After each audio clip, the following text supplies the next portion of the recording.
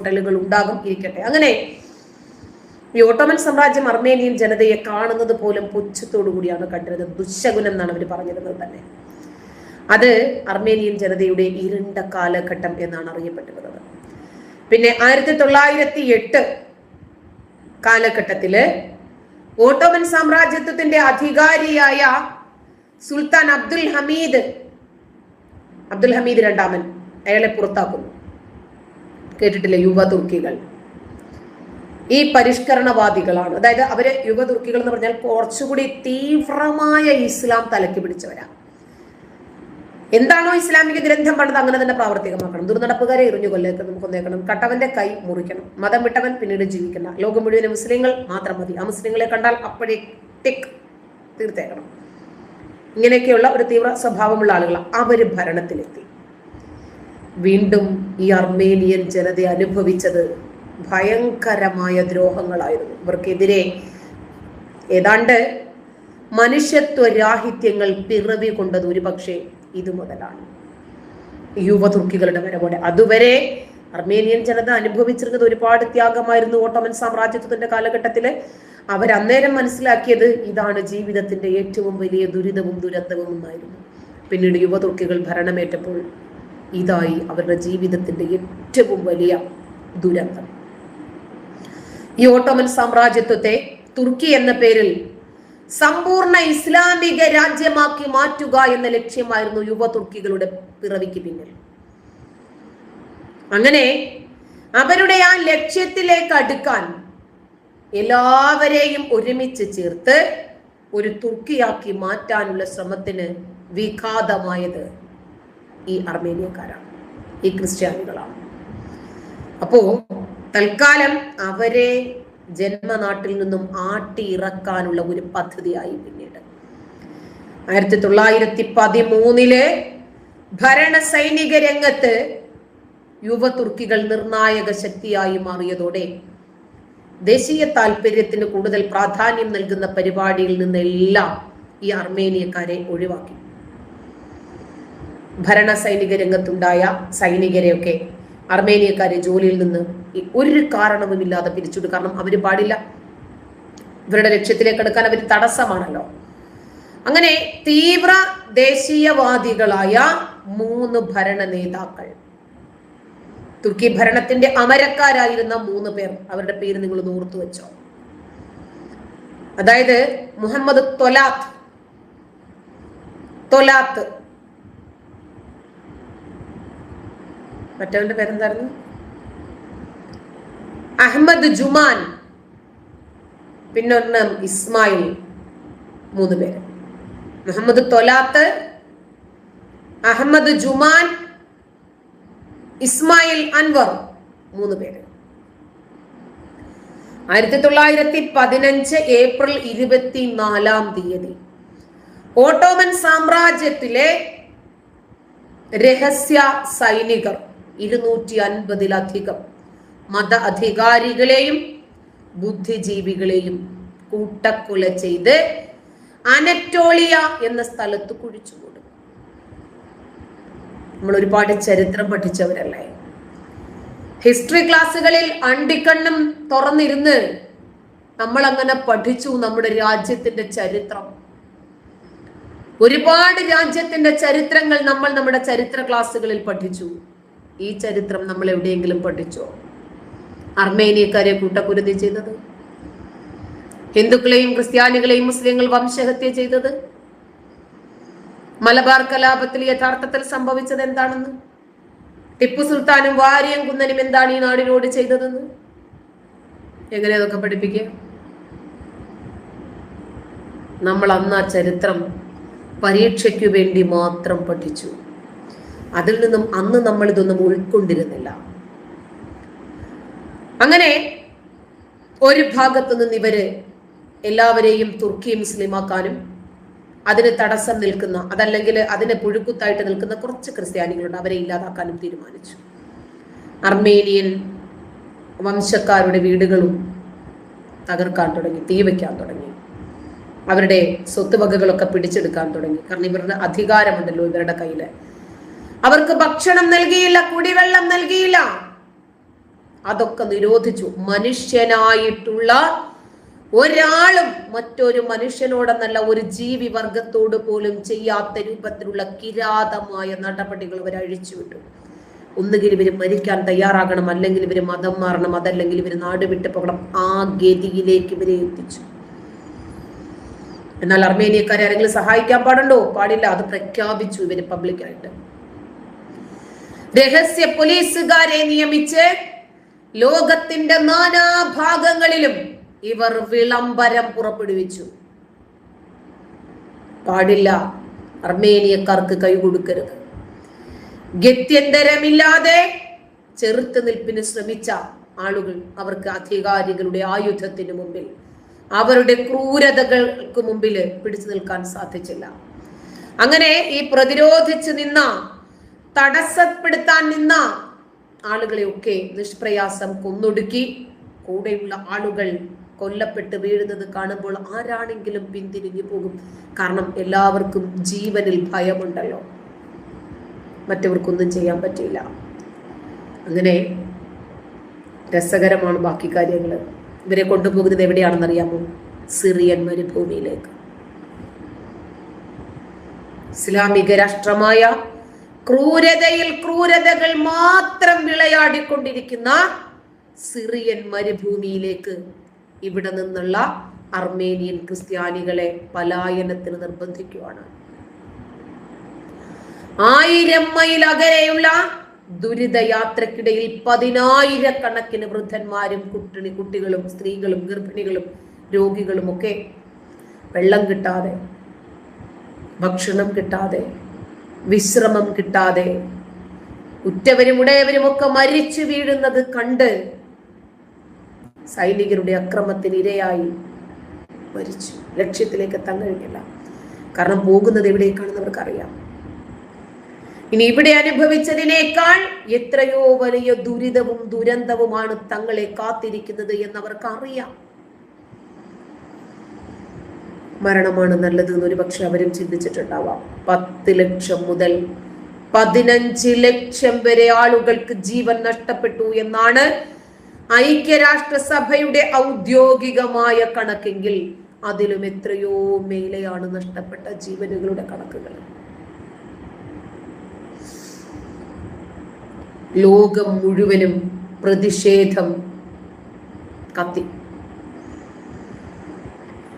ഈ കൂട്ടക്കൊലയ്ക്ക് നേതൃത്വം നൽകിയ ഈ 3 പേരെയും തൂക്കിലേറ്റുകയാണ് ചെയ്തത്. അവരെ ത്രിമൂർത്തികൾ എന്നാണ് പറയുന്നത്. ഈ 3 പേരുടെയും പേരുകൾ നിങ്ങളോട് ഓർമ്മിച്ചു വെക്കാൻ ഞാൻ പറഞ്ഞതിന്റെ കാരണം അതാണ്.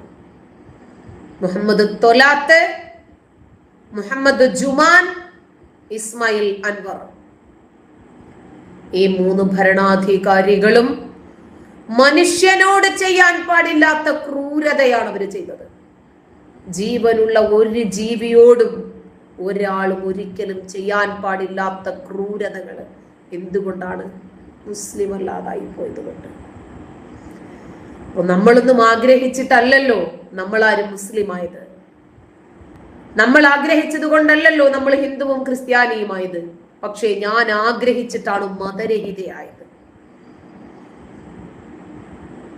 ഞാന് ഈ ഒടുക്കത്തെ മതം ഉപേക്ഷിച്ചത് എന്റെ ബുദ്ധി കൊണ്ടാണ്, എന്റെ യുക്തി കൊണ്ട്, എന്റെ തീരുമാനം കൊണ്ട്, എന്റെ ബോധ്യങ്ങൾ കൊണ്ടാണ്. ഞാൻ മുസ്ലിം ആയത് ജന്മം കൊണ്ടാണ്, മുസ്ലിം മാതാപിതാക്കളുടെ മകളായി പോയത് കൊണ്ടാണ്.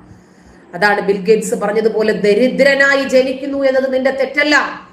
ദരിദ്രനായിട്ടാണ് മരിക്കുന്നതെങ്കിൽ അത് നിന്റെ മാത്രം തെറ്റാണ്. ജാതിയിലും മതത്തിലും അന്ധവിശ്വാസത്തിലും അധിഷ്ഠിതമായ ഒരു സാഹചര്യത്തിലാണ് നമ്മൾ ജനിക്കുന്നത് എന്നത് നമ്മുടെ തെറ്റല്ല. പക്ഷേ അതിൽ കടിച്ചു തൂങ്ങി മരിക്കുന്നത് വരെ ഞാൻ അങ്ങനെ തന്നെ മുന്നോട്ട് പോകും എന്ന് പറഞ്ഞാൽ അത് നമ്മുടെ മാത്രം കുഴപ്പമാണ്.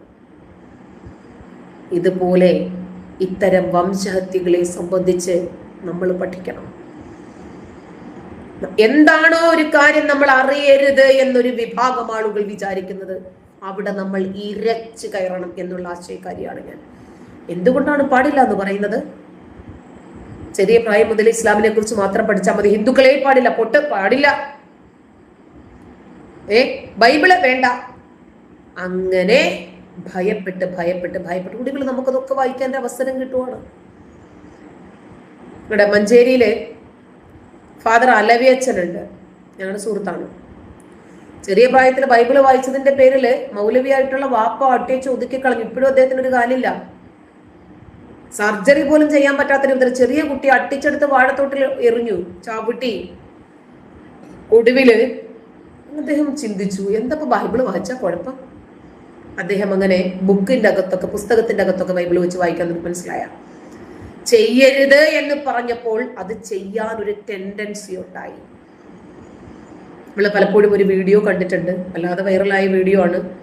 അച്ഛൻ ഓഫീസ് കഴിഞ്ഞ് എത്തുന്ന ഉടനെ മകൻ വന്ന്, ഒരു 6 വയസ്സ് 7 വയസ്സിൽ ഉണ്ടാകുന്ന ഒരു മകൻ വന്നിട്ട് അച്ഛനോട് ചോദിക്കും, അച്ഛാ എന്താണ് സെക്സ്? എനിക്ക് നല്ല തലവേദന ഉണ്ട് മോനെ, ഞാനിപ്പോൾ വരാമെന്ന് പറഞ്ഞിട്ട് ഈ അച്ഛൻ നേരെ ബാത്റൂമിലേക്ക് പോകും. ബാത്റൂമിൽ പോയിട്ട് ഫോൺ എടുത്തിട്ട് ഇദ്ദേഹത്തിന്റെ ഒരു സുഹൃത്തായ ഡോക്ടറെ വിളിക്കും. എൻ്റെ 1ാം ക്ലാസ്സിൽ പഠിക്കുന്ന മോനിങ്ങനെ എന്താണ് സെക്സ് എന്ന് ചോദിക്കുന്നുണ്ട്, എന്താ ഞാനതിന് പറഞ്ഞു കൊടുക്കുക? അപ്പൊ അദ്ദേഹം ഇങ്ങനെ കാര്യങ്ങൾ പറഞ്ഞ് മനസ്സിലാക്കി 1 മണിക്കൂറോളം നിന്ന് സംസാരിച്ച്, ശരി, ഈ 6 വയസ്സുകാരന്റെ തലച്ചോറിൽ ഏത് രൂപത്തിലാണോ കാര്യങ്ങൾ മനസ്സിലാക്കേണ്ടത് ആ രൂപത്തിൽ അദ്ദേഹം കൺവിൻസ് ചെയ്തു കൊടുത്തു. അത് ഇദ്ദേഹത്തിന് ബോധ്യപ്പെട്ടു. ശരി, അദ്ദേഹം പ്രിപ്പയറായി, കുളിച്ചു, റെഡിയായി, വേഷമൊക്കെ മാറി വന്ന് ഫ്രണ്ടിൽ സിറ്റ് ഔട്ടിലിരുന്നു. എന്നിട്ട് മോനെ വിളിച്ചു. മോൻ എന്താണ് എന്നോട് മുമ്പേ ചോദിച്ചത്? ഞാൻ അന്നേരപ്പോഴേ തിരക്കിനിടയിൽ ഞാൻ ശ്രദ്ധിച്ചില്ല. അപ്പൊ മോൻ പെട്ടെന്ന് ഒരു പേപ്പർ എടുത്തുകൊണ്ട് വന്നിട്ട്, അച്ഛാ ഇതിനകത്ത് സെക്സ് ചോദിക്കുന്നുണ്ട്, ഇത് ഏതാണ്, മെയിലാണോ ഫീമെയിലാണോ മനസ്സിലായ? അപ്പൊ ആ സമയത്ത് സെക്സിനെ കുറിച്ച് നീ ചോദിക്കുന്നുണ്ടെന്ന് 2 അടി കൊടുത്താൽ ഉറപ്പായിട്ടും ആ കുട്ടി ഫോണോ അതല്ലെങ്കിൽ ലാപ്ടോപ്പോ കമ്പ്യൂട്ടറോ എന്തെങ്കിലും കിട്ടിയാൽ, അതല്ലെങ്കിൽ സുഹൃത്തുക്കളോട് ചോദിക്കാൻ അവസരം കിട്ടിയാൽ എന്താണ് സെക്സ് എന്ന് ചോദിക്കും. ആ കുട്ടി സെക്സിനെ കുറിച്ച് പഠിക്കും. അതേപോലെ ഈ അച്ഛൻ കുറച്ച് പക്വമായ സമീപനം സ്വീകരിച്ചു. അപ്പോഴാണ് മനസ്സിലായത് കുട്ടി മെയിലാണോ ഫീമെയിലാണോ എന്നുള്ള ഇനത്തെ കുറിച്ചിട്ടാണ് ഈ ചോദിക്കുന്നത് എന്ന് മനസ്സിലായത്. ഒരു കാര്യം നമ്മൾ അറിയരുത്, പഠിക്കരുത്, മനസ്സിലാക്കരുത്, അതിനെക്കുറിച്ച് നമ്മൾ ചിന്തിക്കരുത് എന്ന് മനസ്സിലാക്കുമ്പോൾ നമ്മൾ അതിനെക്കുറിച്ചിട്ട് തന്നെ പര്യാപ്തമായി വരും. കാശ്മീർ ഫയൽസ്, ഞാനൊക്കെ അത് കണ്ടിട്ട് കണ്ണീരോടെ ഇറങ്ങി വന്നു, സ്തബ്ധയായിപ്പോയി. ഇത് കണ്ടിട്ട് പെട്ടെന്ന് എഴുന്നേക്കാനും പറ്റിയില്ല, അങ്ങനത്തെ ഒരു സാഹചര്യത്തിലായിപ്പോയി.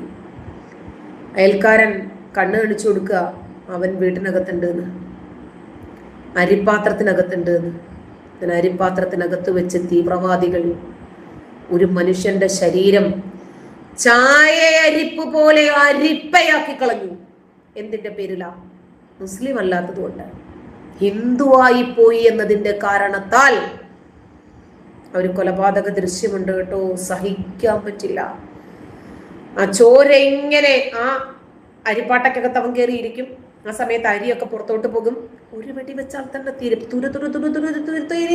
വെടിവെച്ചു. അങ്ങനെ ആ മനുഷ്യന്റെ ചോരയും അരിയുമായിട്ട് ഒഴുകി വരുമ്പോ ഈ ചോരയിൽ മുങ്ങിയ അരിയെടുത്ത് അവന്റെ ഭാര്യയുടെ വായിലേക്കൊന്ന് തള്ളിക്കൊടുക്കുന്ന ഒരു ദൃശ്യമുണ്ട് കേട്ടോ.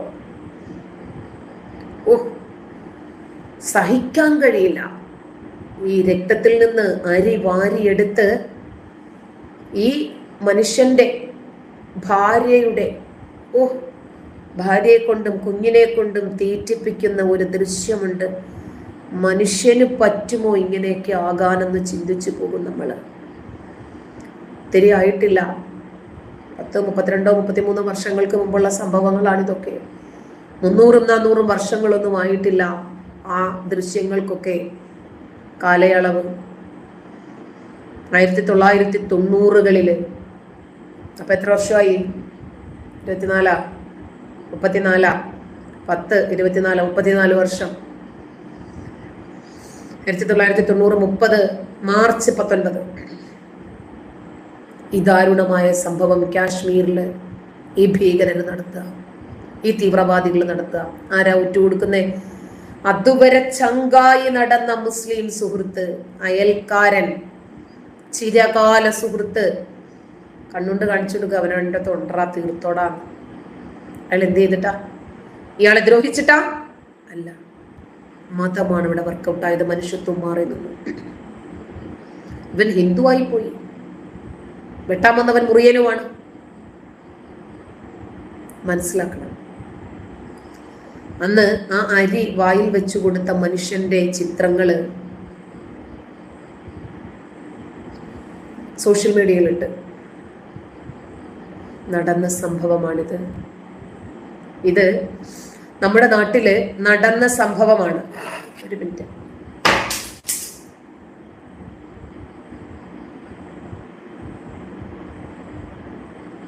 മോനെ,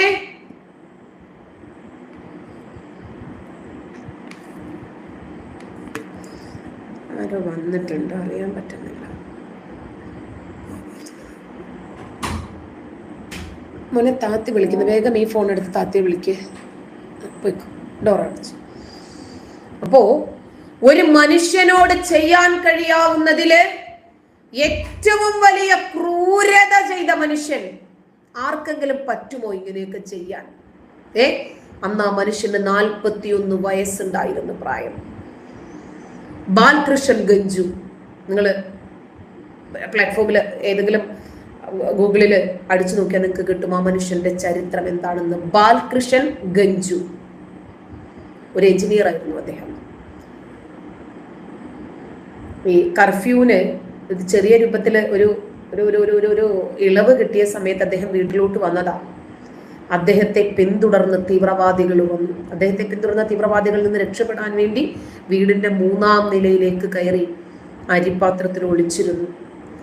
ഇത് മനസ്സിലാക്കിയ സ്വന്തം അയൽക്കാരാണ് അയാളെ കാണാതെ മടങ്ങിപ്പോയ തീവ്രവാദികളെ വിളിച്ചു കൊണ്ടുവന്ന മനുഷ്യൻ അരിപ്പാത്രത്തിനകത്ത് ഒളിച്ചിരിപ്പുണ്ട് എന്ന് കാണിച്ചു കൊടുത്തു. എന്നിട്ട് അയാളെ കൊല്ലാൻ ആഹ്വാനവും നൽകി. അതായത് സൗഹൃദം അവിടെ നിൽക്കട്ടെ, ഇവിടുത്തെ വിഷയം എന്തായിരുന്നു? മതമായിരുന്നു. ഇവിടുത്തെ വിഷയം മതമായിരുന്നു അവരുടെ പ്രശ്നം. ഇന്നും ജീവിച്ചിരിക്കേണ്ട മനുഷ്യനായിരുന്നില്ലേ? ജീവിച്ചിരിപ്പുണ്ടായിരുന്നെങ്കിൽ ആ മനുഷ്യന് 73 4 ഒക്കെ വയസ്സുണ്ടാകുമായിരുന്നു. ഇതിന്റെ പേരല്ലേ വംശഹത്യ? കാശ്മീരിൽ നടന്ന വംശഹത്യ. ഇതിൽ പൊലിഞ്ഞു പോയ മനുഷ്യന്മാരെ നമ്മൾ ഇന്ന് ഓർക്കണം. ഇന്ന് കാശ്മീർ ശാന്തമല്ലേ? ആർട്ടിക്കിൾ 370 ഇന്നുണ്ടോ?